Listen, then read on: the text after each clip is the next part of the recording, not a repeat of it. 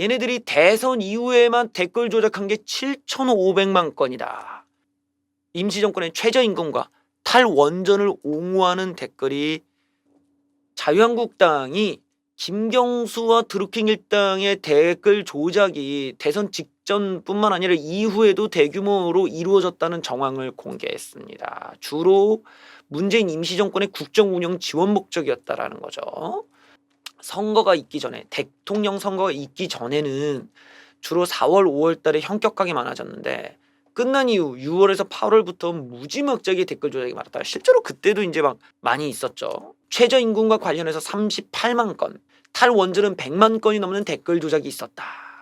최저임금위원회에서 인상결정이 났을 때 그 당위성에 대한 공감 댓글을 조작하고 소상공인 영세업자 고충기사에 대해서는 악덕업자 취급을 하면서 비난하고 을과 갑 등 여러 프레임을 이용했다. 국정원이 유치원 수준이었다면 얘네들은 대학원생 수준에 달할 정도였다. 기계를 막 돌렸다라는 거야.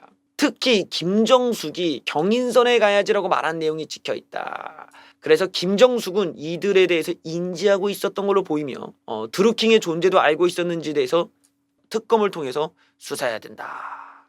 문재인 임시정부가 매일 한 명이었던 게 1.18명으로 더 늘었다. 문재인 임시정부의 낙하산이 오히려 더 늘고 있습니다.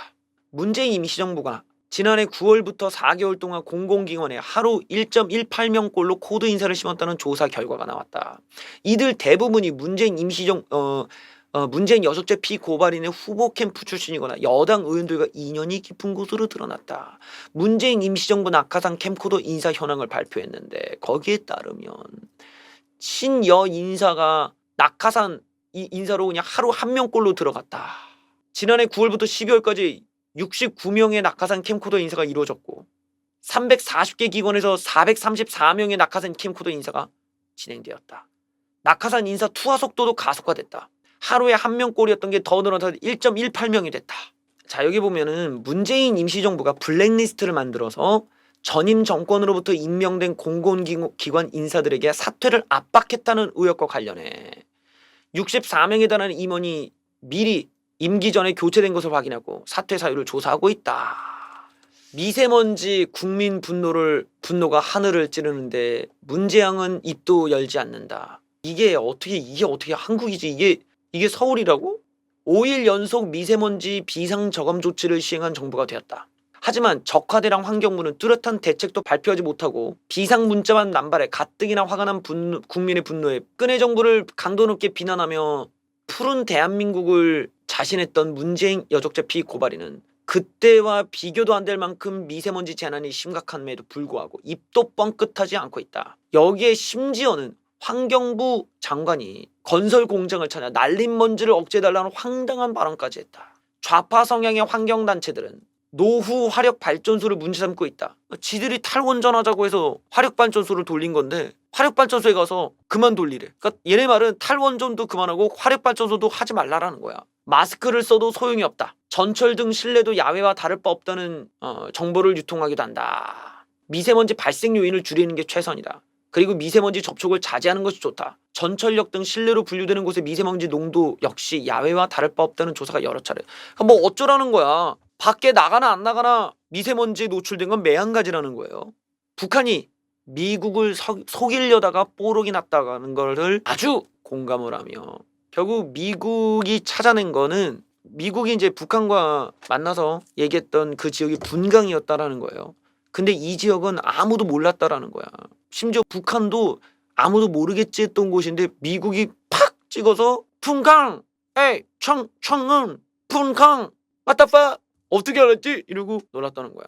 소식을 전한 네티즌들은 문재양이 그간 영변 핵시설로 제재를 해제된다고 주장한 것을 두고 국제적 망신을 당했다며 비난을 쏟아냈다. 이 북한 측이 영변 지구를 이것만 폐기하겠다고 하니까 미국이 No, 영변 플러스 분강 이러고 얘기를 한 거죠. 그랬더니 분강 핵시설은 그간 언론에 공개되지 않았던 시설인 만큼 트럼프 대통령이 이곳을 언급하자 북한 측이 놀라는 눈치를 보였다고 합니다. 김정은 뚱떼지와 문재양이 쓸모없어진 영변 폐기로 미국을 속이려다가 딱 걸렸다. 나쁘게 말하면 북한한테 속았으니까 망신거리고 만약에 이 새끼가 알았다면 공범자야, 공범자.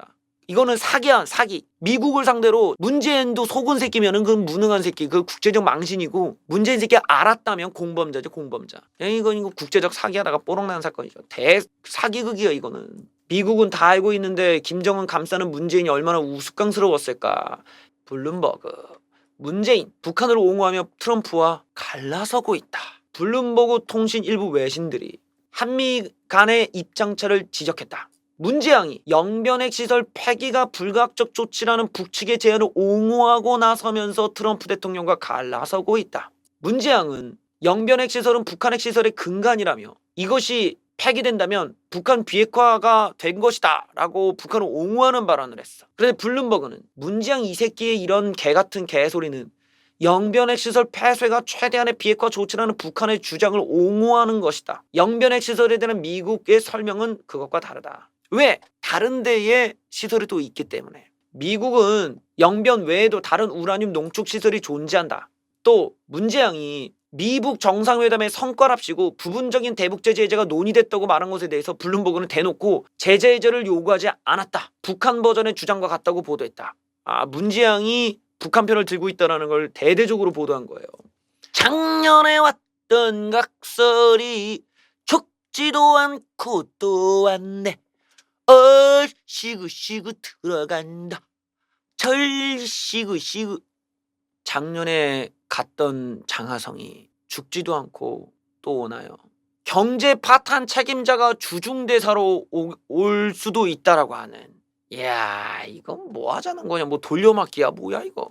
노영민을 이동시키면서 공석이 된 주중대사 자리에 장하성 소득 도주 퇴보를 만든 그 장본인을 내정한 것으로 알려졌다. 장하성은 외교 안보 분야 경험이 없어서 주중대사에 적합하냐를 두고 논란이 일었다. 서울시 교육청이 한유총에게 허가를 취소 통보했다고 합니다. 오늘은 대부분 산림 유치원이 정상 개원을 했는데 이게 중요한 게 아니라 지금 한유총이 지금 사라지게 생겼어. 서울시 교육청은 계약 연기 철회와 관계없이 한유총에 대한 법인 설립 허가를 취소할 계획이다. 교육청은 한유총의 허가 취소 사실을 통보했다. 얘네가 진짜 이제 취소가 돼갖고 이제 더 이상 안 된다고 나오면 한유총 역사 속으로 이 제목 나올 가능성이 매우 높죠.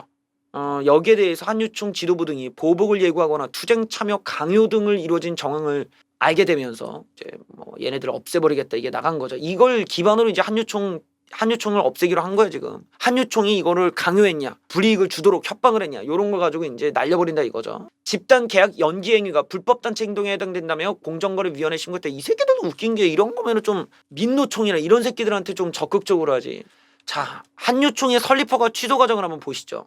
통제를 하고 청문회 연 다음에 최종 결정이 이루어집니다. 아직은 취소가 아니야. 한유총에 대한 법인 설립 허가 취소 절차가 남았어요. 예고 통지를 일단 보내고 그 다음에 청문 일자를 잡아요. 지금 3월 8일에서 12일 중 청문을 주재할 전문가가 선정되고 여기에 이제 한유총과 이해관계가 없는 사람들을 데려오겠지만 뭐 다 지들 편 데려오겠지 뭐 좌파 새끼들. 근데 둘 다 좌파인데 말이야. 이들 주관으로 3월 25일에서 29일 중 청문회를 열어 한유총의 소명을 듣고 그 다음에 설립허가 취소가 이어집니다. 만약에 설립이 취소되면 그들의 남은 재산은 국가로 귀속됩니다. 한유총 법인 정관 안에 이런 내용이 명시돼 있다. 망한 거야. 막말로 얘기해서 이게 뭐 자유한국당이 한유총한테 아무리 뭐 로비를 많이 받았다기로서는 이걸 나서가지고 막을 뭐가 없어. 이미 쓸려버렸으니까. 이거는 솔직히 말해서 지금 좌좀 새끼들 신났지.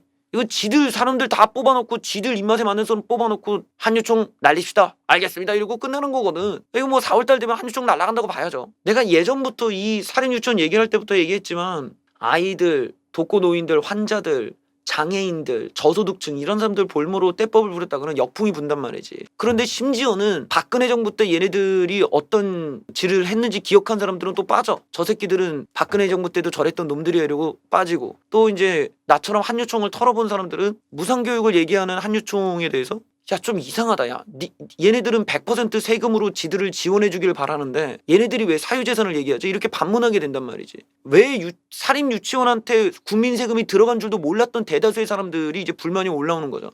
이런 것들이 다 뒤섞여 있다 보니까 좌좀 새끼들이 사유재산을 침해한다 어쩐다 해도 씨가 안 먹히는 거야.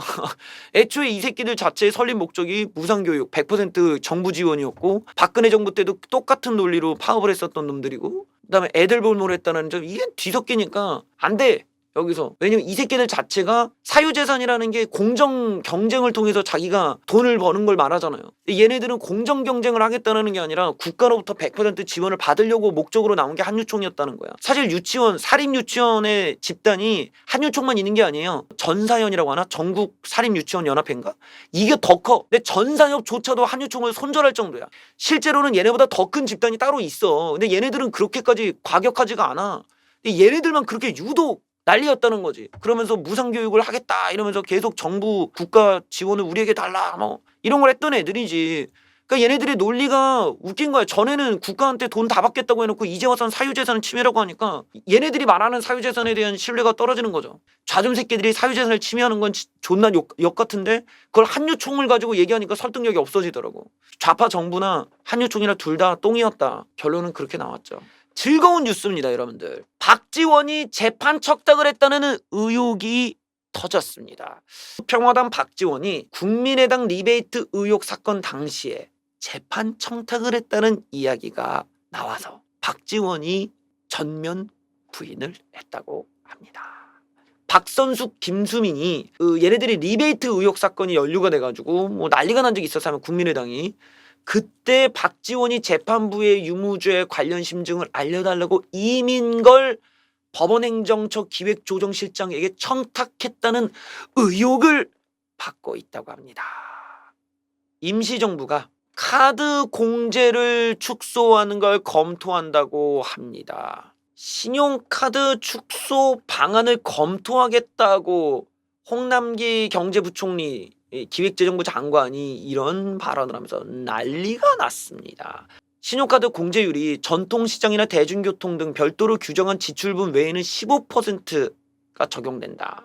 만약 정부가 이를 10%로 낮추면 연봉 4천만 원, 500만 원에서 5천만 원대의 직장인이 가장 큰 타격을 입는다.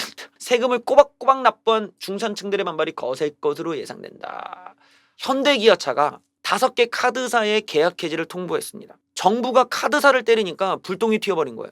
임시정부가 카드사 수수료를 억지로 낮춘 것에 대해서 이걸 가지고 이제 혜택을 주면 안 된다 이렇게 막 때려버리니까 대형 가맹점인 현대기아차가 카드사와 계약을 끊어버렸어요. 현대차는 신한, 삼성, KB, 하나, 롯데카드 등 5개 사에다 가맹점을 해지하겠다고 했습니다. 현대기아차는 가맹점 계약 해지라는 초강수를 두긴 했지만 해지 시점까지는 아직 시간이 있어. 둘이 어떻게 거래를 하냐에 따라 달라질 수 있다라는 거예요. 이번 소식에 주요 백화점과 마트, 통신사들도 카드 수수료 인상에 반대하고 나서서 카드 수수료를 둘러싼 갈등이 확산될 수 있다는 우려다. 현대기아차는 한 푼이라도 비용을 아껴야 하는 상황이다. 현대차 영업실적이 6년째 감소하고 있고 기아차도 마찬가지다 보니까 최근 실적 악화와 인건비 부담으로 인해서 카드사에 내줄 돈이 없는 거예요. 하필이면 진짜 까마귀 날짜 배 떨어진다고 카드사 수수료를 못 낮추게끔 막아놨는데 현대기아차는 지금 비용을 줄여야 되는 상황이었어. 그런데 현대기아차가 너무 노조들을 오냐오냐 해주니까 노조들을 자를 수도 없고 비용은 나가야 되고 근데 카드 수수료는 이만큼 달라고 나와 있으니 돌아버리는 거야 지금. 대기업들이 카드 수수료에 압박을 받는 날이 올 줄은 몰랐을 겁니다. 노숙자를 찍지 말라는 서울시 제작자에게 알려 민사소송을 가고 있다. 서울시가 노숙자를 촬영해 유튜브 등 동영상 플랫폼에 올리는 1인 방송인들에게 법적 처벌을 경고했다. 동의 없이 유포한 영상에서 특정인을 식별할 수 있는 얼굴 등이 드러날 경우 엄연한 초상권 침해 범죄로 처벌받을 수 있다. 최근 유튜브 아프리카TV 등에는 1인 방송인들이 거리에서 방황하는 노숙자를 찍은 영상들이 올라오면서 여과 없이 이게 뭐 술을 먹고 다투고 뭐 욕하는 내용들이 담기면서 서울시에서 이런 장면들을 초상권 침해라고 막고 있습니다. 초상권 보호들을 동의할 수 있지만 법적인 내용까지 운운하는 건 좀 지나치는 거 아니냐라는 겁니다. 김경수를 법정 구속한 판사조차도 사법농단 판사 리스트에 포함이 됐습니다. 검찰이 사법농단에 가담했다고 주장하면서 전형직 법관 10명을 추가했는데 여기에는 김경수에게 징역 2년을 선고한 판사도 포함이 되었습니다. 특히 김경수에 대해서 유죄를 선고한 판사가 공무상 비밀누설 혐의로 불구속 기소된 게 눈에 띈다. 이 성창호 판사가 2016년도에 로비 사건에 대한, 그러니까 정은호 게이트와 관련해서 혐의자의 영장 심사 정보를 법원 행정처에 전달했다는 걸 가지고 사법농단이라고 본다는 거죠.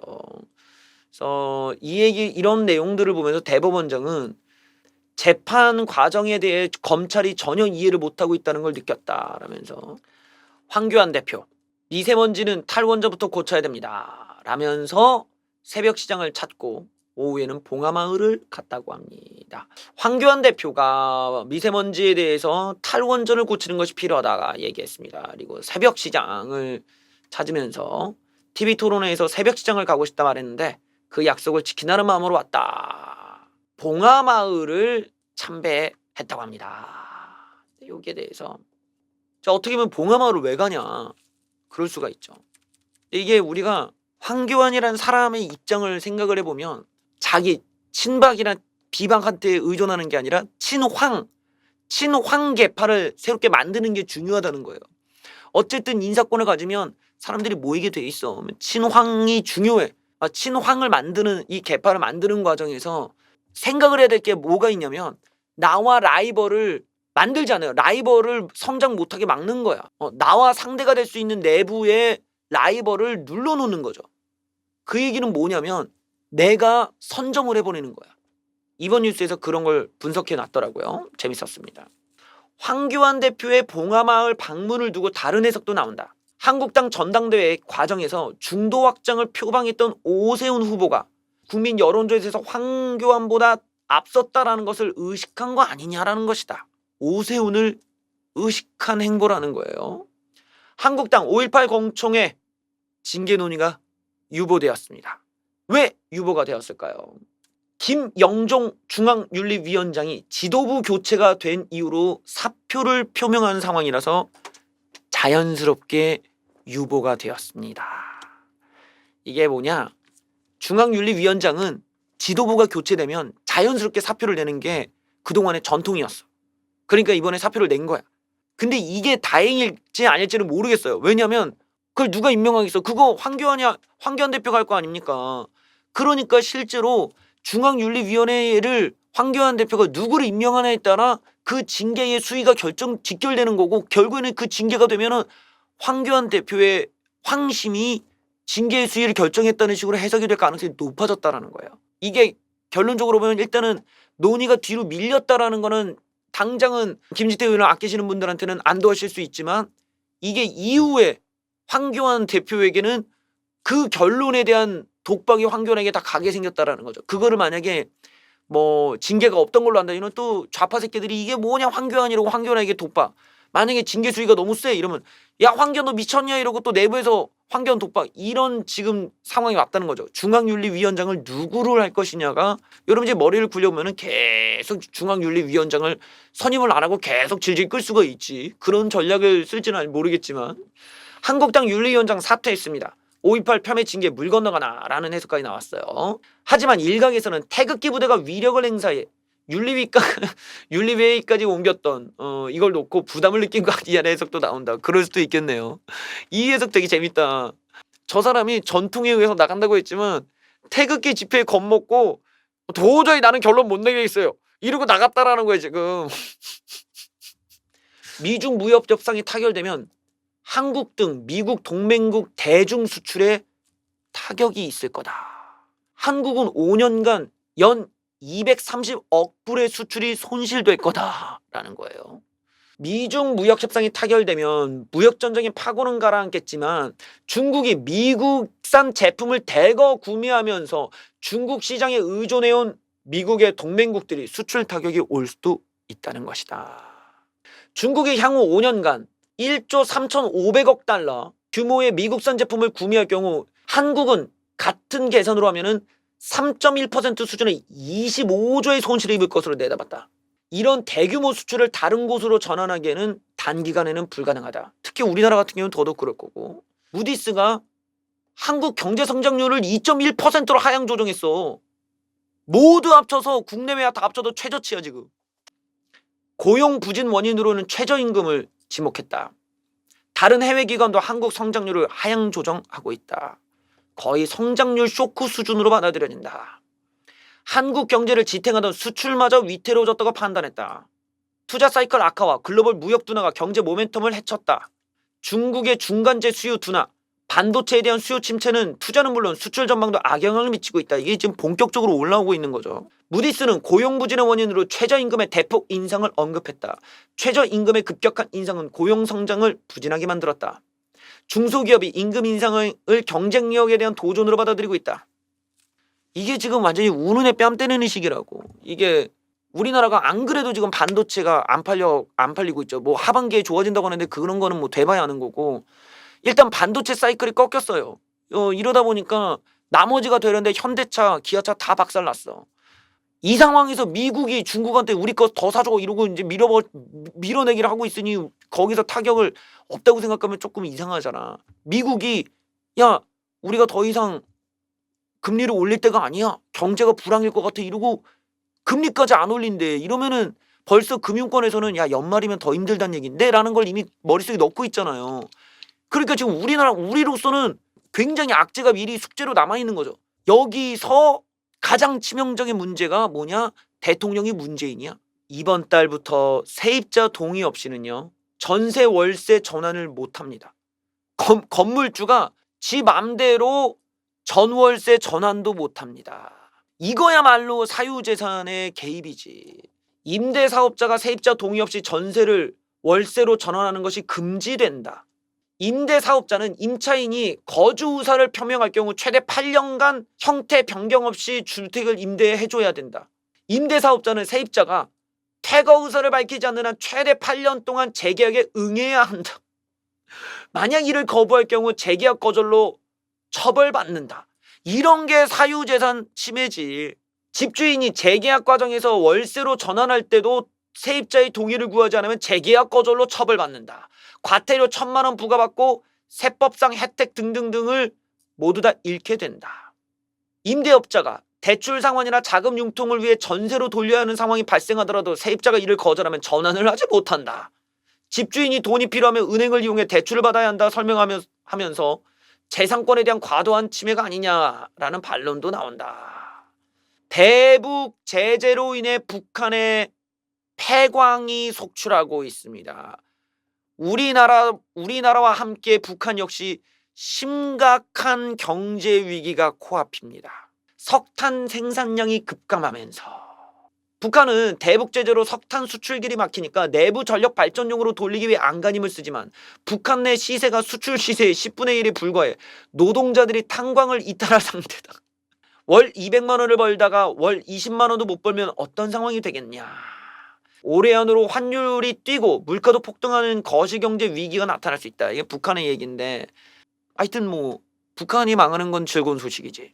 배현진 씨 뉴스입니다. 배현진 나만 없으면 된다더니 MBC 뉴스 시청률 1%가 뭐냐.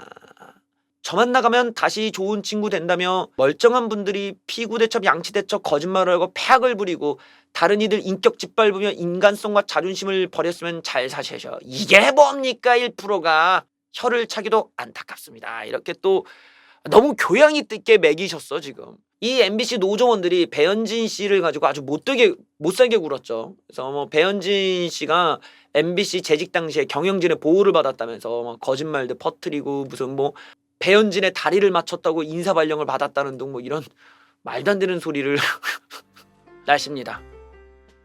내일은 또 곳곳에 눈비가 내립니다. 미세먼지는 매우 나쁨인데 이거 어쩌냐. 내일 비가 오는 지역이 강원, 서울, 제주도네요.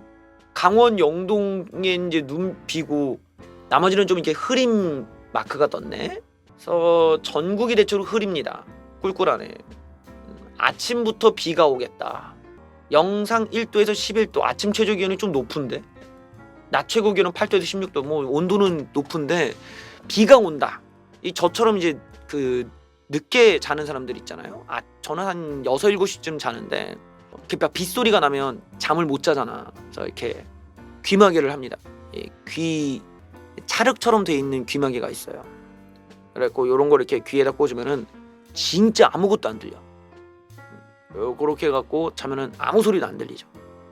산 너머 좁은 옷솔길에 봄이 찾아온다네. 길 넘어 묘한 논밭에도 온다네. 라랄라라라랄라. 아지랑이 속삭이는 봄이 찾아온다네. 어차피 오실 봄 손님이기에 라라라랄라. 하얀 새 옷 입고 봄우도 당당하게 태극기 가슴에 품고 우리를 향해 오시네. 너무 좋다 너무 좋아. 작년 봄과 달라서 이제야 꽃을 제대로 바라볼 수 있겠네. 이제야 꽃을 제대로 바라볼 수 있겠네. 여신수를 마치겠습니다. 봐주셔서 감사합니다.